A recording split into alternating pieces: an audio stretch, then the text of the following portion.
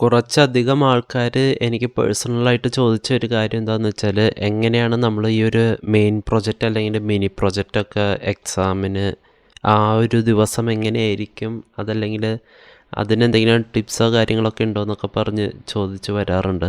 അപ്പോൾ അത് ഒരുപാട് പേര് ചോദിച്ചത് കൊണ്ട് അതൊരു സെപ്പറേറ്റ് വീഡിയോ ആയിട്ട് ചെയ്യാൻ ഞാൻ ആഗ്രഹിക്കുകയാണ്. മിനി പ്രൊജക്റ്റും മെയിൻ പ്രൊജക്റ്റും ബേസിക്കലി പ്രൊസീജിയേഴ്സൊക്കെ സെയിം തന്നെയാണ്. മെയിനായിട്ട് വരുന്ന ഡിഫറൻസ് എന്ന് പറഞ്ഞാൽ ഒരെണ്ണം മാർക്കിൻ്റെ ഡിസ്ട്രിബ്യൂഷനിൽ നല്ല വ്യത്യാസം വരുന്നുണ്ട്. അതിപ്പോൾ ഞാനിവിടെ സ്ക്രീനിൽ ലെഫ്റ്റ് സൈഡിൽ മിനി പ്രൊജക്റ്റിൻ്റെ മാർക്ക് ഡിസ്ട്രിബ്യൂഷനും അതുപോലെ റൈറ്റ് സൈഡിൽ മെയിൻ പ്രൊജക്റ്റിൻ്റെ മാർക്ക് ഡിസ്ട്രിബ്യൂഷനും വെച്ചിട്ടുണ്ട്. രണ്ടും ടോട്ടൽ മാർക്ക് 80-ലായിരിക്കും. പക്ഷേ ഡിസ്ട്രിബ്യൂഷൻ്റെ തരത്തിൽ നോക്കുകയാണെങ്കിൽ ഇച്ചിരി വ്യത്യാസങ്ങളുണ്ട്. അതാണ് മെയിനായിട്ട് വരുന്നത്. പിന്നെ അതുപോലെ മെയിൻ പ്രൊജക്റ്റിൻ്റെ കേസിൽ നമുക്ക് മിനി പ്രൊജക്റ്റിൻ്റെ അകത്ത് യൂസ് ചെയ്തിട്ടുള്ള ടെക്നോളജീസ് യൂസ് ചെയ്യാൻ പാടില്ല എന്നാണ് MG യൂണിവേഴ്സിറ്റിയുടെ ഒഫീഷ്യൽ സിലബസിൽ പറയുന്നത്. പക്ഷെ ചില കോളേജുകളിൽ ഈ ഒരു റൂളിൽ ചെറിയ വേരിയേഷനൊക്കെ കാണുന്നുണ്ട്. ഇപ്പോൾ ചിലർ PHP തന്നെ പ്രൊജക്റ്റൊക്കെ ചെയ്യുന്നുണ്ട്. അപ്പോൾ അത് നിങ്ങളുടെ കോളേജിൽ എങ്ങനെയാണെന്ന് വെച്ചാൽ ഫോളോ ചെയ്യുക. ഇനി മെയിനായിട്ടുള്ള കാര്യം എന്താണെന്ന് വെച്ചാൽ നമ്മളുടെ ആ ഒരു എക്സാമിൻ്റെ പാറ്റേൺ എങ്ങനെയായിരിക്കും എന്നുള്ളതാണ്. അപ്പോൾ ഇതിനോടകം നിങ്ങളുടെ കയ്യിൽ നിങ്ങളുടെ പ്രൊജക്റ്റ് റിപ്പോർട്ടും വർക്കിംഗ് പ്രൊജക്റ്റും എല്ലാം തന്നെ റെഡി ആയിട്ടുണ്ടാവും എന്ന് വിചാരിക്കുന്നു.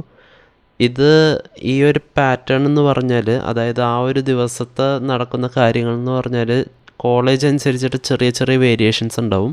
എന്നാലും ഞാനൊരു ഡിഫോൾട്ട് അല്ലെങ്കിൽ ഒരു ഓവറോൾ മെജോറിറ്റി ആൾക്കാർ പറഞ്ഞ എക്സ്പീരിയൻസും ഞാൻ എക്സ്പീരിയൻസ് ചെയ്ത കാര്യങ്ങളൊക്കെ വെച്ചിട്ട് ഞാനൊരു ഓവർവ്യൂ പോലെ പറയാം. നിങ്ങൾക്ക് ഇതിനോടകം നിങ്ങളുടെ കയ്യിലൊരു സ്പൈറൽ ബൈൻഡിങ് ഉണ്ടാവും. അതുപോലെ തന്നെ ഒരു ഹാർഡ് ബൈൻഡ് ഉണ്ടാവും. അങ്ങനെ കുറച്ച് കോപ്പീസ് ഉണ്ടാവും. ഇതും ഈ പറഞ്ഞ കോളേജുകളിലനുസരിച്ച് വ്യത്യാസം വരും. ചിലർക്ക് ഒരു സ്പൈറലും ഒരു ഹാർഡ് കോപ്പിയും അങ്ങനെയായിട്ടായിരിക്കും വരിക. ഹാർഡ് ബൈൻഡിങ് ഒരു ബുക്ക് പോലെയൊക്കെ ആയിട്ട് ബൈൻഡ് ചെയ്യാനായിരിക്കും പറയുക.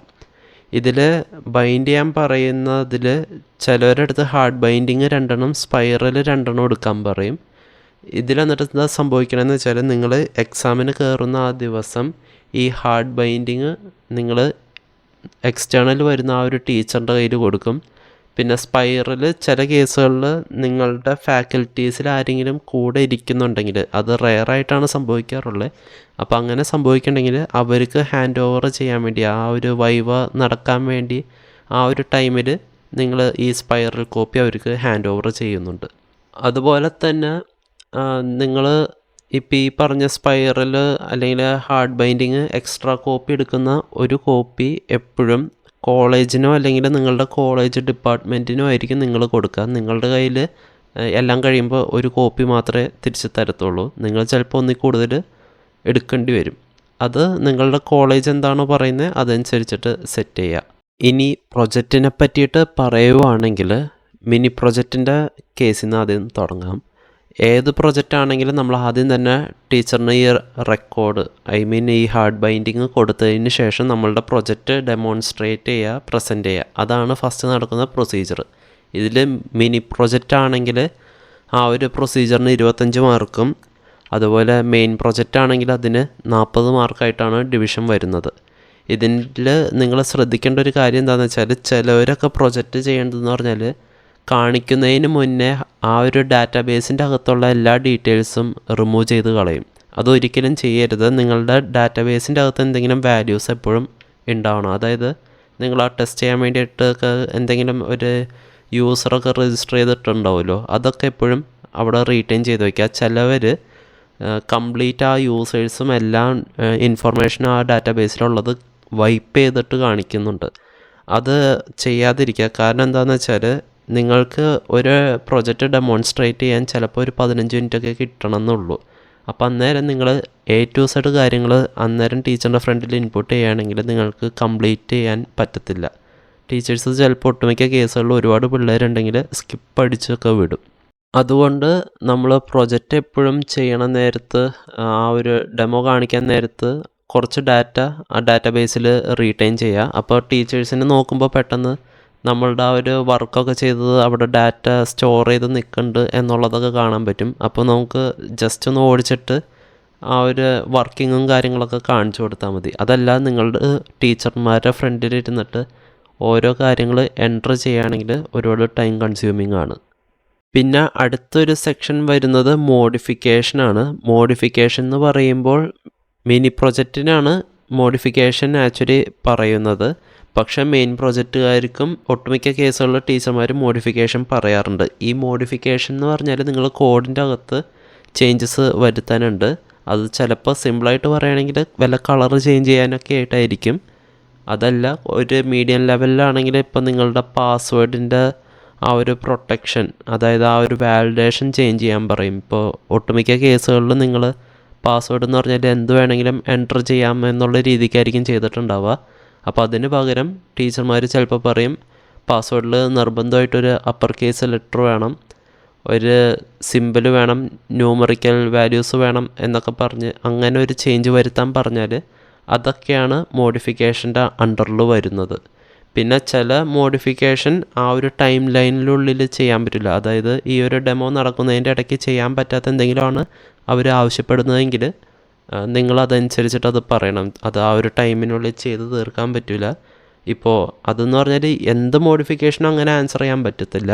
അതായത് ഇപ്പോൾ ടീച്ചർ പറയുന്ന ഒരു മോഡിഫിക്കേഷന് ഡാറ്റാബേസ് തൊട്ട് എല്ലാം തന്നെ നമ്മൾ മോഡിഫൈ ചെയ്യേണ്ട ഒരു സാഹചര്യം വരികയാണെങ്കിൽ വിത്ത് റീസൺ അത് പറയണം. അപ്പോൾ അതിന് ചില കേസുകളിൽ ഒരു സ്പെഷ്യൽ പോയിൻ്റ് കിട്ടാൻ ചാൻസ് ഉണ്ട്. അതായത് നമ്മൾ ആ ഒരു റീസണേറ്റ് ചെയ്യുമ്പോൾ അവർ വിചാരിക്കുന്നത് ഓക്കെ നമ്മൾക്ക് ഈ ഒരു പ്രൊജക്റ്റുമായിട്ട് നല്ല ഒരു ഇൻട്രാക്ട് ചെയ്ത് പരിചയമുള്ള ഒരാളാണ്, അയാൾക്ക് ആ ഒരു പ്രൊജക്റ്റിൻ്റെ ഇൻസൈഡ് ആൻഡ് ഔട്ട് ഫെമിലിയർ ആയിട്ടുള്ള ഒരാളാണ്, കറക്റ്റ് റീസൺ സഹിതം വിശ്വസിക്കാൻ പറ്റുന്ന രീതിക്ക് അയാൾ ആൻസർ ചെയ്തിട്ടുണ്ടെങ്കിൽ ഫെമിലിയർ ആയിട്ടുള്ള ഒരാളാണെന്നുള്ളൊരു ഇംപ്രഷൻ വരും. പിന്നെ അത് കഴിഞ്ഞ് വരുന്ന പ്രൊസീജിയർ എന്ന് പറഞ്ഞാൽ വൈവയാണ്. വൈവയിൽ മിനി പ്രൊജക്റ്റിന് വരുമ്പോൾ 15 മാർക്കും മെയിൻ പ്രൊജക്റ്റിന് വരുമ്പോൾ 20 മാർക്കിനടുത്തായിട്ടാണ് വരുന്നത്. വൈവയിൽ എന്തൊക്കെ ചോദിക്കുന്നു ചോദിച്ചാൽ മിനി പ്രൊജക്റ്റിൻ്റെ കേസിലാണെങ്കിലും മെയിൻ പ്രൊജക്റ്റിൻ്റെ കേസിലാണെങ്കിലും നിങ്ങളുടെ പ്രൊജക്റ്റ് ഹാർഡ് ബൈൻഡ് ചെയ്തിട്ടുള്ള ആ ഒരു റിപ്പോർട്ടിൻ്റെ അകത്ത് എന്തൊക്കെ നിങ്ങൾ എഴുതിയിട്ടുണ്ടോ അതിൽ നിന്ന് എന്ത് വേണമെങ്കിലും ചോദിക്കാം. പിന്നെ കോമൺ ആയിട്ട് ചോദിക്കാറുള്ള ടോപ്പിക്സ് എന്ന് പറഞ്ഞാൽ DBMSലെ നോർമലൈസേഷൻ ചോദിക്കുന്നുണ്ട്. പിന്നെ ടെസ്റ്റിങ്ങിനെ പറ്റിയിട്ട് വേരിയസ് കൈൻഡ് ഓഫ് ടെസ്റ്റിങ്ങിനെ പറ്റി ചോദിക്കും. പ്രൊജക്റ്റിൻ്റെ ബേസിക് ആയിട്ടുള്ള കാര്യങ്ങളൊക്കെ ചോദിക്കും. പിന്നെ ചില സമയത്ത് ഒരു ലോജിക്കൽ ക്വസ്റ്റ്യൻസ് പോലെ ചോദിക്കും. അതായത് ഇങ്ങനെ ചെയ്തോടെ എന്തുകൊണ്ട് ഇങ്ങനെ ചെയ്തില്ല ആ ഒരു രീതിക്ക് ചോദിക്കും. അപ്പോൾ അതനുസരിച്ചിട്ട് ലോജിക്കലി നമ്മൾ ആൻസേഴ്സ് റിപ്ലൈ ചെയ്യണം. അപ്പോൾ നമ്മൾ എന്തുകൊണ്ട് ചില കാര്യങ്ങൾ ഇംപ്ലിമെൻറ്റ് ചെയ്തില്ലെങ്കിൽ എന്തുകൊണ്ട് ഇംപ്ലിമെൻറ്റ് ചെയ്തില്ല എന്നുള്ളത് ഒരു റീസൺ സഹിതമൊക്കെ പറയുകയാണെങ്കിൽ അതൊക്കെ നമുക്ക് മാർക്ക് കയറാൻ ഒരുപാട് ഹെൽപ്ഫുള്ളായിരിക്കും. പിന്നെ വരുന്ന ഒരു സെക്ഷൻ എന്ന് പറഞ്ഞാൽ നമ്മളുടെ പ്രൊജക്റ്റ് റിപ്പോർട്ട് പ്രോപ്പറായിട്ട് ബൈൻഡ് ചെയ്ത് അതിൻ്റെ അകത്ത് എല്ലാ കാര്യങ്ങളും കറക്റ്റായിട്ടുണ്ടെങ്കിൽ മിനി പ്രൊജക്റ്റുകാർക്ക് അവിടെ 25 മാർക്ക് കിട്ടും. അതേസമയം മെയിൻ പ്രൊജക്റ്റുകാർക്ക് അവിടെ 20 മാർക്കേ കിട്ടത്തുള്ളൂ. ഇതൊക്കെയാണ് നമ്മളുടെ ആ ഒരു പ്രൊജക്റ്റിൻ്റെ മാർക്ക് ഡിസ്ട്രിബ്യൂഷൻ എന്ന് വരുന്നത്. ഇതിൽ ഏറ്റവും ശ്രദ്ധിക്കേണ്ട കാര്യം എന്താണെന്ന് വെച്ചാൽ നിങ്ങൾ ഡോക്യുമെൻറ്റേഷനിൽ എന്തൊക്കെ എഴുതിയിട്ടുണ്ടോ അത് നിങ്ങൾക്ക് അതിനെ പറ്റിയിട്ടൊരു ധാരണ ഉണ്ടാവണം. അത് നിങ്ങൾക്ക് അറിയില്ല എങ്കിൽ, അതല്ല നിങ്ങളെന്തെങ്കിലും തെറ്റിച്ച് പറയുകയാണ് നിങ്ങളത് ശരിയല്ല എന്ന് സ്ഥാപിക്കാൻ നോക്കുവാണെങ്കിൽ ടീച്ചർക്ക് വേണമെങ്കിൽ തിരിച്ച് ഒബ്ജക്റ്റ് ചെയ്യാം.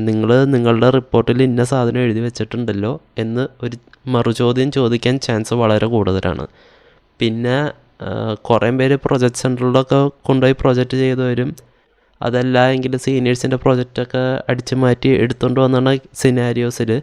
അങ്ങനെയുള്ളവർ കൂടുതലും പെട്ടുപോകാൻ പോകുന്ന ഒരു സിറ്റുവേഷൻ എന്ന് പറഞ്ഞാൽ മോഡിഫിക്കേഷൻ്റെ ആ ഒരു ഏരിയ ആയിരിക്കും. കാരണം അവർക്ക് കോഡൊന്നും തന്നെ ചെയ്യാത്തത് കൊണ്ട് മോഡിഫിക്കേഷൻ വരുമ്പോൾ അവർക്ക് ചെയ്യാൻ അറിയത്തില്ല. അങ്ങനെ കുറേ പേർക്ക് 15 മാർക്കൊക്കെ സ്ട്രെയിറ്റ് പോവും.